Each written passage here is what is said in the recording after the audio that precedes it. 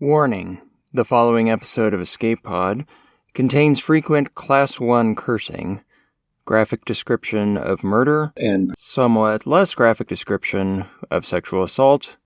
Enjoy. Probably without the kids.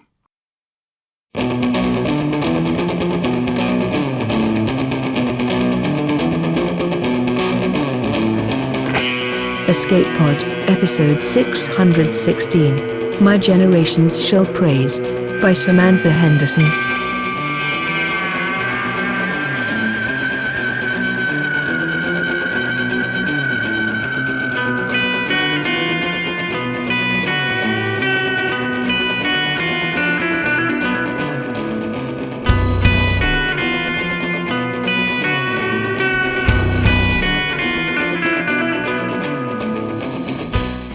Hello, and welcome to Escape Pod, your weekly science fiction podcast. I'm Divya, your host for this episode.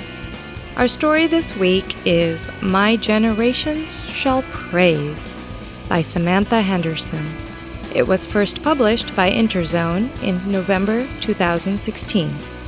Samantha Henderson's short fiction and poetry have been published in Strange Horizons, Clarkesworld, Interzone, Weird Tales, Goblin Fruit, and Mythic Delirium, and in the anthologies Tomorrow's Cthulhu, Running with the Pack, and Zombies, Shambling Through the Ages. Her work has been reprinted in the Nebula Awards Showcase, Aliens Recent Encounters, Steampunk Reloaded, and the Mammoth Book of Steampunk. Her stories have been podcast at Podcastle, Escape Pod, Drabblecast, and Strange Horizons, and she's the author of the Forgotten Realms novels Heaven's Bones and Dawnbringer. She is currently working on a book based on the short story Cinderella's Suicide, previously podcast here at Escape Pod. Your narrator is Alethea Contis. Alethea is a princess, author, fairy godmother, and geek. Her best-selling Books of Airland fairy tale series won 2 Galette Burgess Children's Book Awards and was twice nominated for the Andre Norton Award. Alethea also penned the Alpha Oops picture books, The Wonderland Alphabet, Diary of a Mad Scientist Garden Gnome, Beauty and Dynamite, The Dark Hunter Companion, and a myriad of poems, essays, and short stories. Princess Alethea lives and writes on the Space Coast of Florida with her teddy bear, Charlie. You can find her on her YouTube channel and all the social media, as well as her website. Starting next week, and throughout the month of March, we will be running our annual Artemis Rising Stories, a celebration of fiction authored by women and non-binary people. As always, we are really proud and excited to share these 5 original stories with you. Now, get ready for some twisted logic, because it's story time.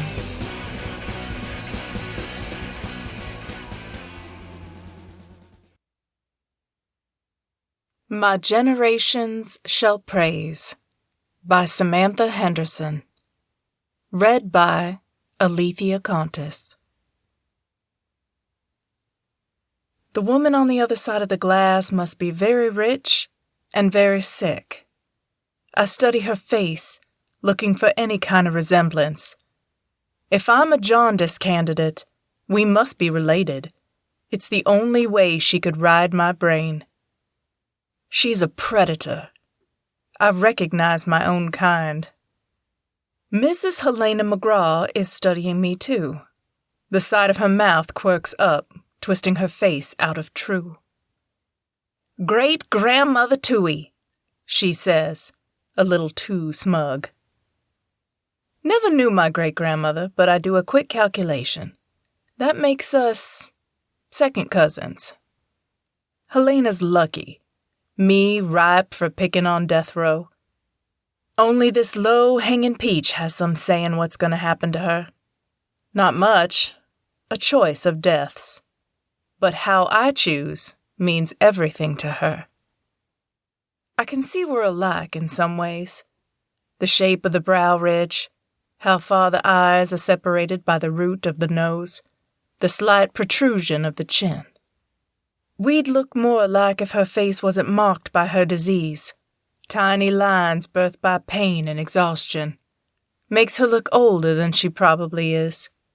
And my life sits on my face.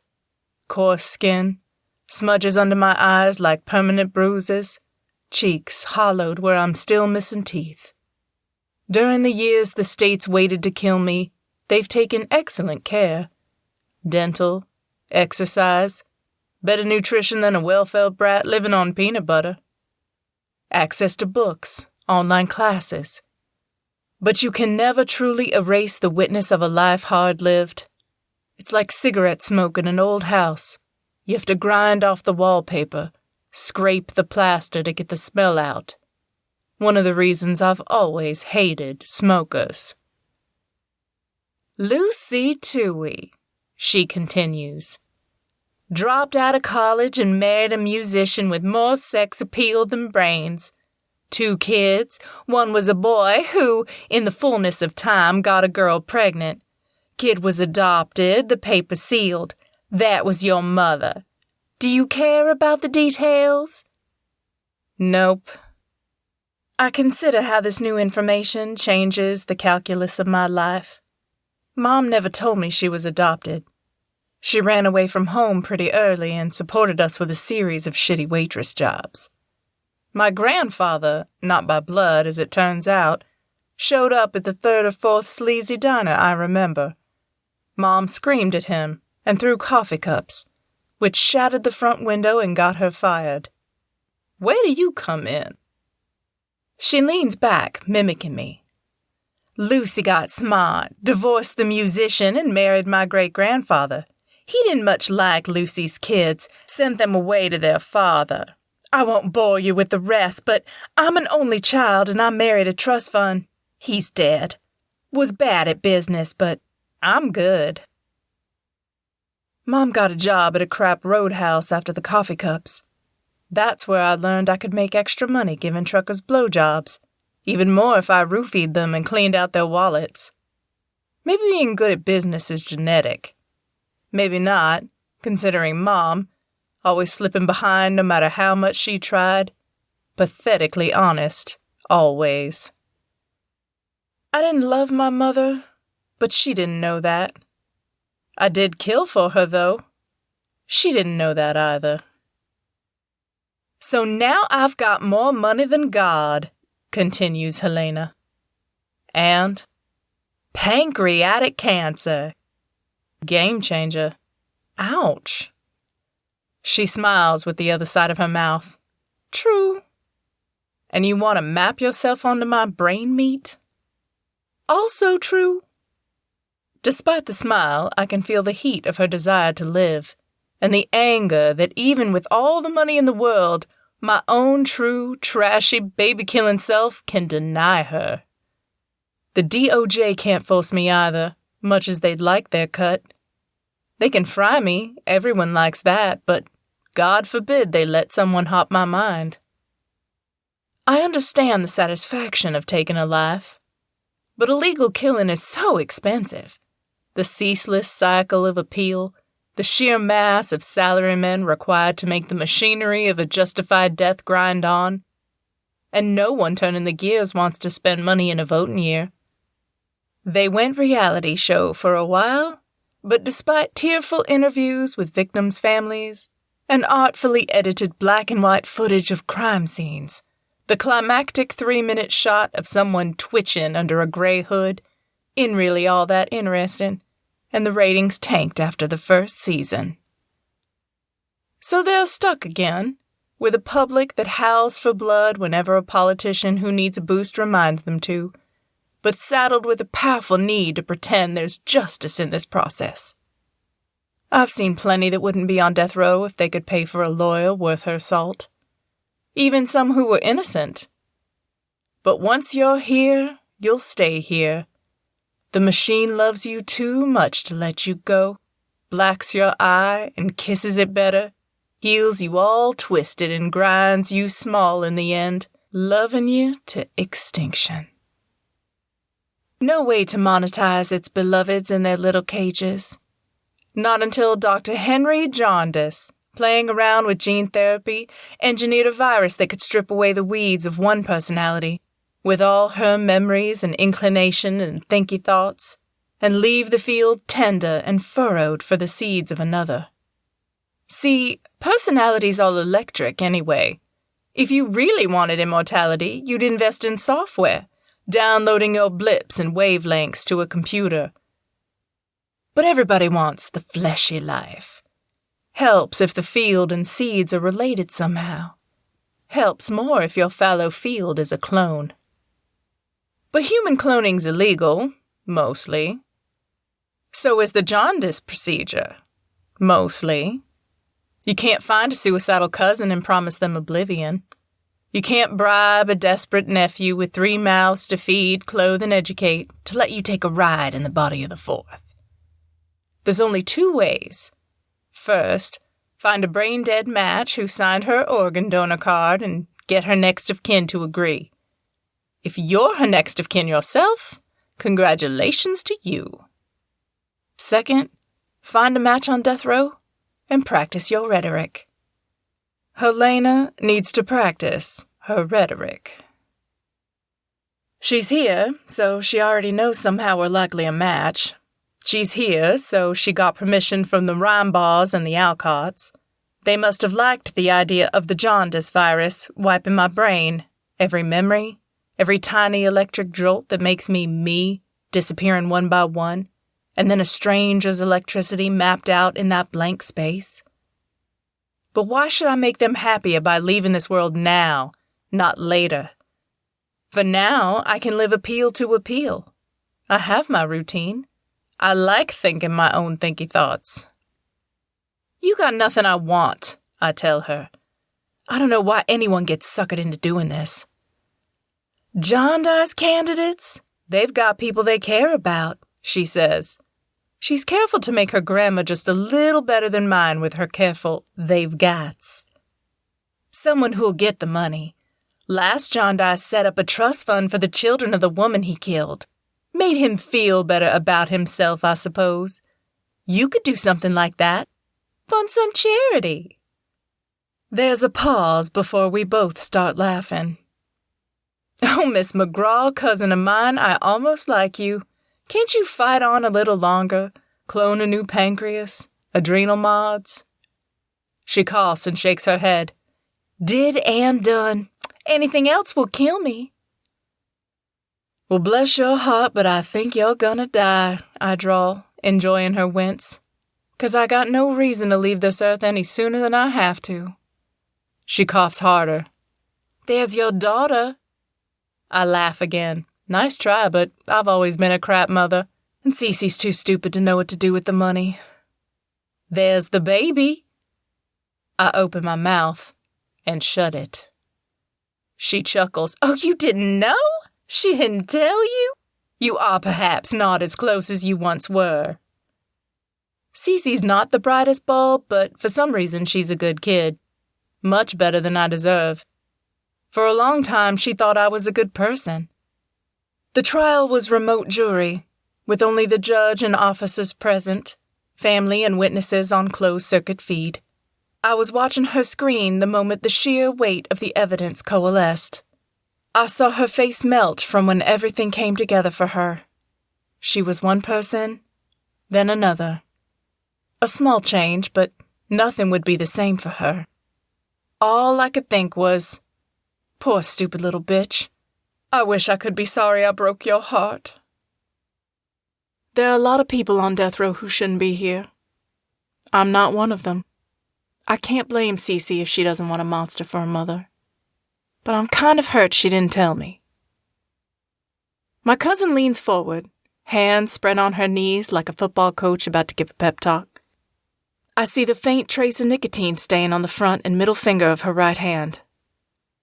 Here's my proposition, she says, moving quickly while I'm still a little off balance. Good technique. I'm going to set up a trust fund for your daughter. You find someone, anyone you trust, as a third-party administrator, and I'll pay for that too. Choose someone to vet the agreement. She'll get her needs met, medical, anything, and a generous allowance. We both know better than to let her touch the principal." "You met her?" She shrugs. "I do my research. That's good business. I play for time. Give me a minute to think." She's relentless. "And the baby. He, she, it. How did you find out about the baby?" She grins. Her teeth aren't as white as they might be. "Let's say she for now, shall we? It's nice to think about having a granddaughter, something you can dress in pink. We'll make sure she gets everything you and Cece didn't. Private school, college fund." Deliberately, she eyes my face. "Braces, dermatologist. Come on, a big middle finger to anyone who ever called you trash, and I know they did. Your kid, your grandkid will have it all while there's a clipping coupons and making a block of American cheese stretch the week. Just for letting me have something you're gonna lose anyway. What's it worth to you?" I can't help it. It comes out a snarl. "All your money, that's what it's worth. Everything." A mistake. I let her get to me when she hit all my soft spots. Now she knows I have a price. We know that's not going to happen. I'm not unreasonable. A third. I call her bluff. All of it. I'll sign right now. She hesitates, then shakes her head. Half. I'm not going to a new body and not have the cash to enjoy it. And remember, justice won't let this happen without their cut. You look like shit walking, I observe. What if I agree and you die on me? A shrug. We'll put it in the paperwork. A deed of gift. Once you sign it, it's hers, whatever happens to me. I tap the formica for the guard. The door opens behind me and I raise my hands shoulder high, as far as the thin chain that attaches my wrist to my waist will let me. I'll think about it. Not too long. She breathes deep and braces herself to get up. I nod. The guard lays her hand on my shoulder, tightens her grip when I don't move. Did you quit smoking yet? It catches her on the way to the door. She turns, disconcerted. She expected the last word. What? Did you quit? I don't want you crapping up my lungs. Her thin face is powder white. She tamps down the anger.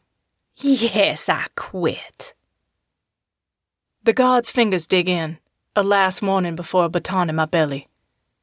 They're no meaner than they have to be, the women anyway. I obey. The yawning doorway leans darkly into the bowels of the prison, like an old badger's den going perpetually down between the roots of ancient oaks.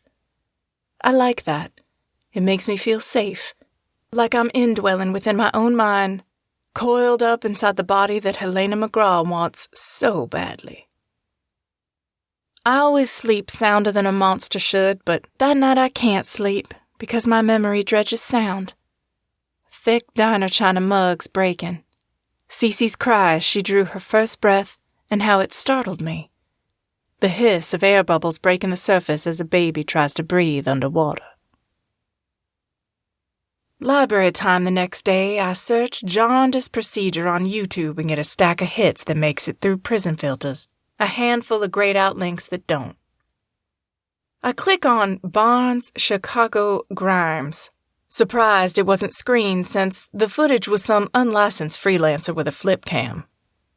Reg Barnes was the last jaundice client out of this region, got mapped on the cerebral cortex of a rapist-turned-murderer named Grimes. I'd seen Grimes a few times in solitary exercise as I was passed between buildings, his dead man's walk in an empty yard. Just a couple glances, but I remember the way he moved. I look for that now, in the few seconds of jumpy footage. Grimes' broad face and narrow nose, medium-build body in a bespoke suit walking down the street, speaking intently to a young woman who leans in to hear him, glancing at the camera, brows contracting in anger as realization strikes, vanishing quickly behind the corner of a building. Grimes' face. But does any of Grimes remain? He's not supposed to. Jaundice wipes the furrows clean, neutralizes every electric memory. But what is a brain, after all? 3 pounds, give or take, of flesh connected to neurons. A thing connected to a thing connected to a thing. How can you say what ends where? Maybe Grimes doesn't exist in his brain anymore, but in his fingers and toes, in his dick and the top layer of his skin. A thin layer of Grimes over the client. Maybe I could do that. Predator stalk from the outlying regions of my body. Swoop down on my newly seated brain.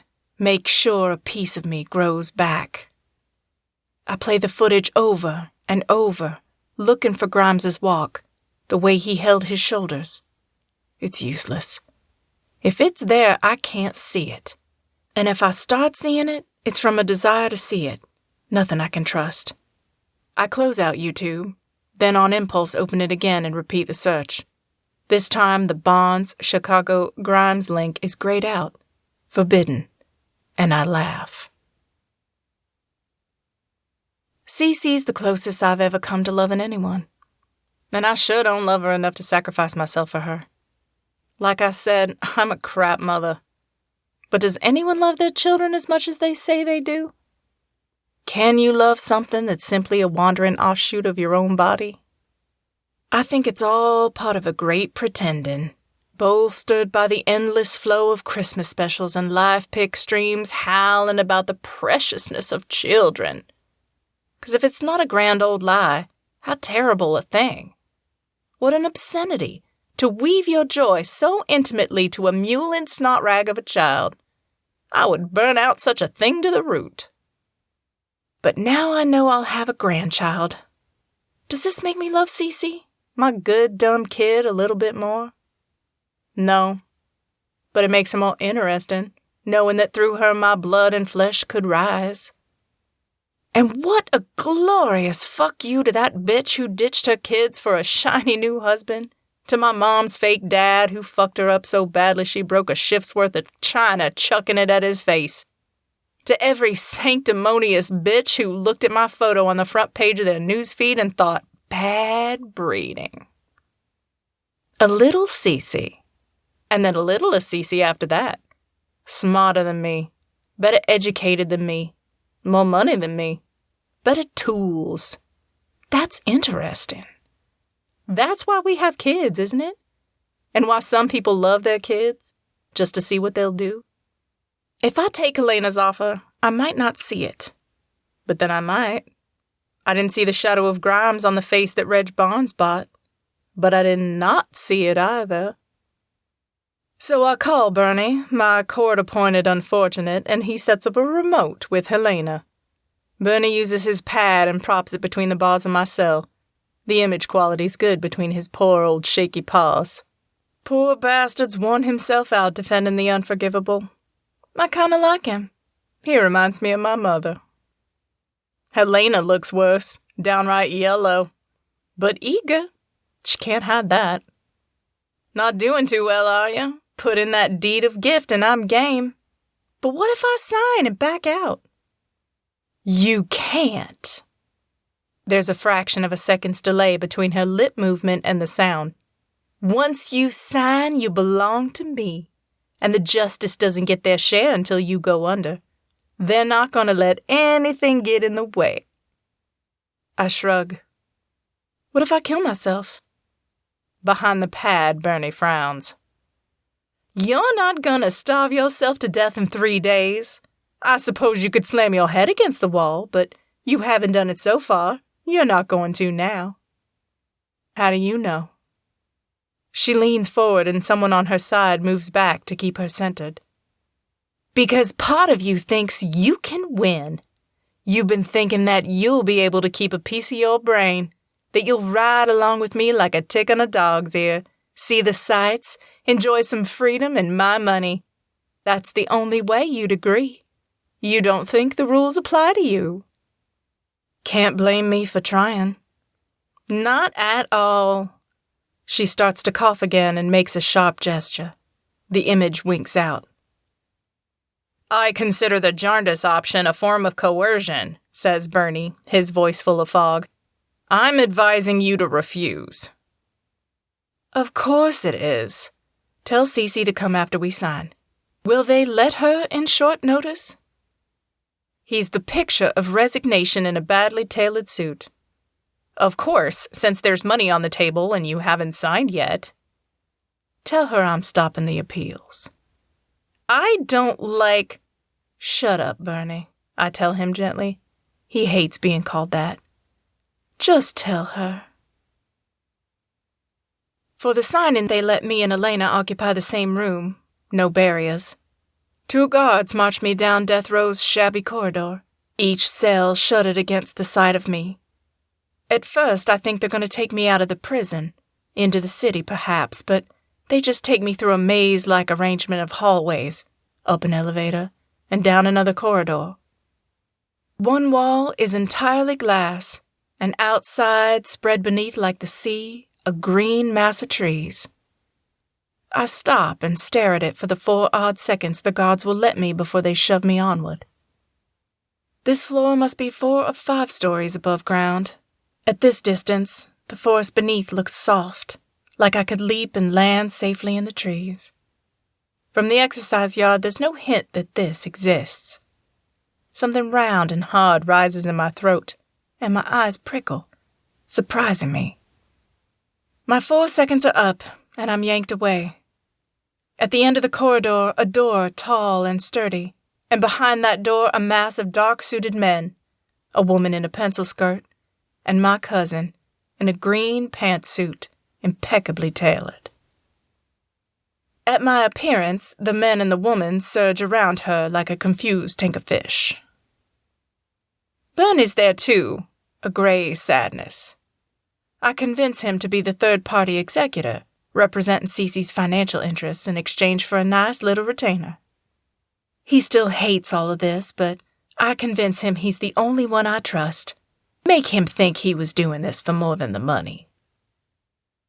For some reason, I expect Elena to be short, but instead she's got an inch or so on me. She looks so fragile I'm almost afraid to take a breath in case I use up all the oxygen before she can sign. I study this woman who's decided she's too rich to die. I don't blame her. Everyone thinks they're the most important character in the book. Her skin is loose over her stick bones, barely any meat beneath it. Her face is like an overripe plum that's beginning to prune. Next to her, I feel like an Amazon. The attorneys sign. She signs. As she bends over the documents, I can smell cigarette smoke on her. I knew that bitch had no self-control. When it's my turn, I make a point of reading the whole document beginning to end, like you're supposed to with all legal documents in which nobody actually does. I stretch out the minutes until I smell the fear in her, the fear that I'm going to back out at the last minute, lead her to her heart's desire, and destroy it. This is business, not pleasure. I sign with an exaggerated flourish. I don't belong to myself anymore. I'm Helena's mule. And wicked fast there's a flicker of something in Helena's harried face. Relief? But it's more than that. Victory. Like she's looked into the abyss and defied it.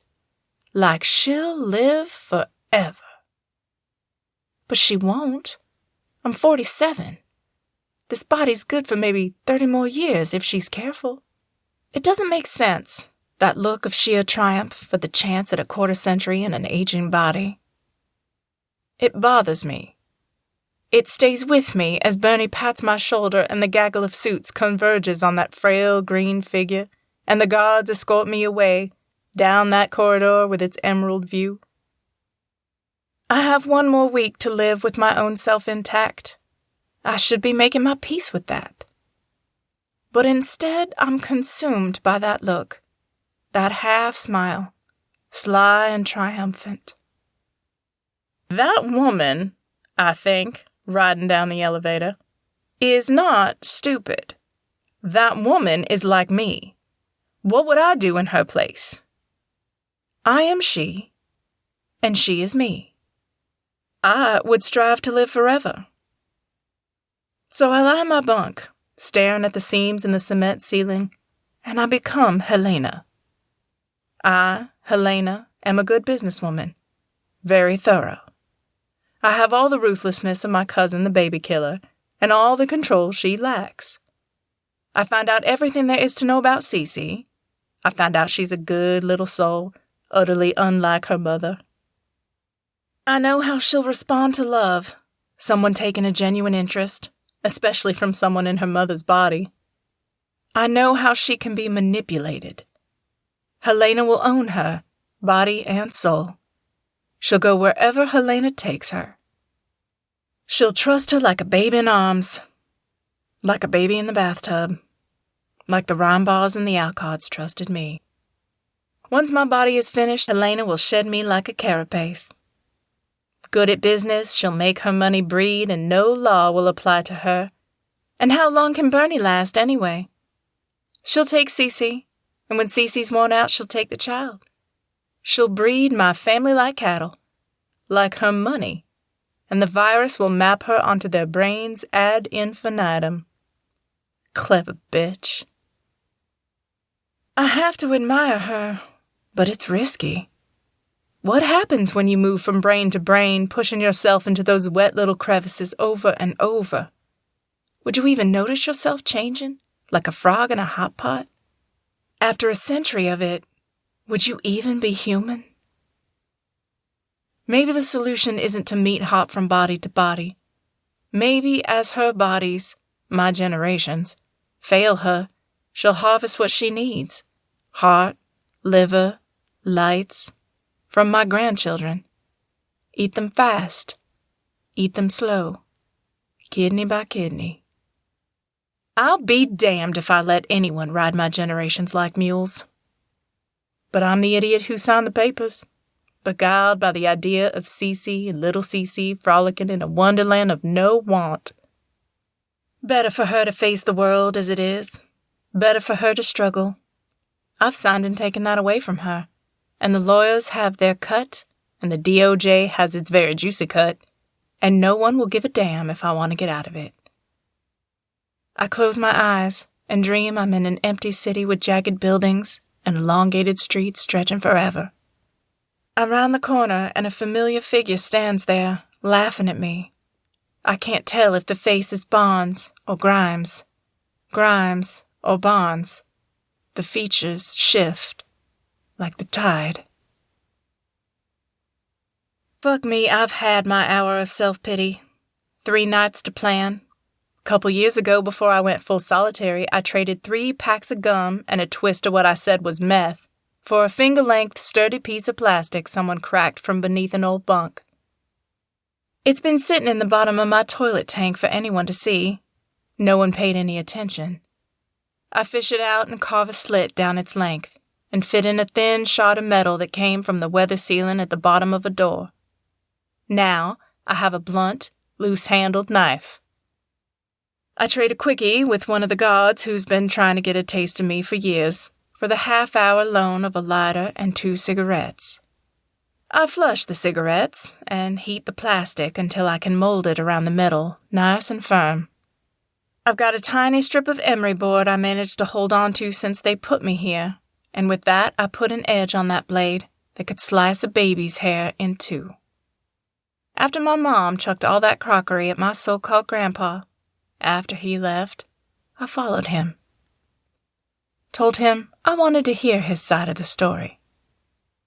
I decided if he wanted to fuck a 15-year-old, my mom was right to hate him, and he deserved what he got. Backseat of his Camry, his pants down around his ankles. I had a screwdriver in my sock. Always did, ever since I was 13. Useful as a knife and won't get you in trouble. He didn't even notice when I put the tip at the hollow of his throat, punched it right through. I tossed the screwdriver in the bushes where the truckers peed behind the diner. Lazy cop never found it. We left the next day and my mom never knew. My only gift to her. Cece's coming this morning to say goodbye. My knife's too pretty not to use. I rehearse it in my head like a dance. Last time I'll see her, they'll let us together. We'll hug. I know how to carry the knife so a search won't find it. We're the same height, just about. I'll cradle her against my shoulder, arms crossed beneath her head, nudging it into position.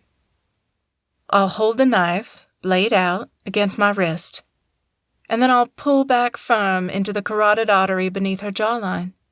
Deep. And I'll hold her up. I'll do it right. She won't even know what happened. And she'll bleed out before the guards know what's happening. My only gift to her.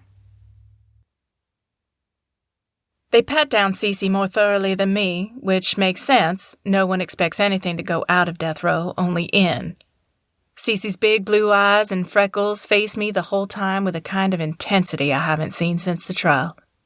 They leave us together with one guard at the door, bored with us already. Cece hugs me quick, then takes my hands, unsure of what to do. She looks good. Her hair is styled and her skin's cleared up. Her nails are short and manicured, and her belly curves out a little under her short-sleeved linen shirt. Pregnancy suits her. I don't understand. She almost calls me Mama like she did before the trial, but she can't do it. I'm surprised that it hurts me that she can't. Instead, she swallows. You signed something? And there's a trust fund? I stop the appeal. But they said you had a chance. Her grip tightens on my fingers. I'm a murderer, but no one wants their mama dead. Not usually. I'm tired of fighting, Cece. God, I sound so movie of the week. It's time to let this end. But they said the jury... Blah, blah, blah. Media saturation. Jury was prejudiced. Bernie's last-ditch half-ass attempt. It was a remote jury, so that dog won't hunt. Cece blabs on. I don't listen. I let go of her right hand and brush my left palm across my crotch, retrieving my pretty knife. Cece, I said, stopping her white noise. I try to make it portentous and meaningful like a normal person would. Cece. I step forward into her embrace. She wraps her arms warm around my back. The guard tenses, watching for something passed between us. I feel a dull flash of anger. Back off, it's my daughter, asshole. I slide the knife forward into place, into position behind her ear. I brace to push in and pull back and take her weight. There's a freckle on her shoulder, just where it meets the neck. She's always had it, even as a newborn. I remember cradling her close, smelling that spicy newborn smell, curious if I'd feel anything for her. That freckle stood out on her waxy new skin before she'd seen the sun. It's been years and years since I've seen that freckle. I have to do it. Now.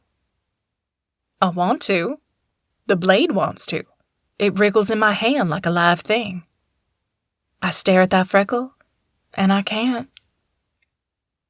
I feel the hot bulge of the baby against my belly, and I pull away from her, palming the knife so Cece and the guard don't see it. Hell, Cece can't see anything. She's crying too hard, her face all salty snot. My eyes are dry as sand. I feel sick down to my bones. Cece's still crying when the guards lead me away. I feel strange, fluey. My head's fuzzy, my feet lead-bound. I wait until the barred door bangs behind me and the automatic catcalls of the other prisoners fade into silence. And then a great wave of nausea takes me. I barely make it to the toilet, spilling a bitter, thin stream of vomit. I sprawl on the floor at the base of the toilet. Eventually I heave to a sit, knees tucked beneath my chin. When I try to get up, my belly roils, so I stay there a long time, thinking. Cece, Helena, Grimes, Barnes. If this is Karen, then what a terrible thing God made. So Helena thinks she's won. I know I can beat her. I know I can hide out in my nerves, in the electric impulses of my body and take it back. I can imprison her as I've been jailed, Give her a taste of helplessness that'll make cancer seem like a walk in the park. And before I snuff her out, I'll rape her mind, strip out everything she knows. I'll learn her secrets, how to be her enough to fool anyone around us. I can make sure Cece and the baby have everything they want. Or, if I choose to live forever, I can take them. Helena's wrapped them like a Christmas present. 30 years left in this body. Will it be enough? Why not live forever? The nausea takes me again, and I barely make the toilet as my throat burns. Too late for appeals. Tomorrow, Helena rides me until I can buck her off. Together, we'll be unstoppable. I run a finger along my jugular, feeling the blood beat beneath the skin, pulsing red and lovely to the brain Helena's bought and paid for. Like I said, my knife's too pretty not to use. My only gift to her.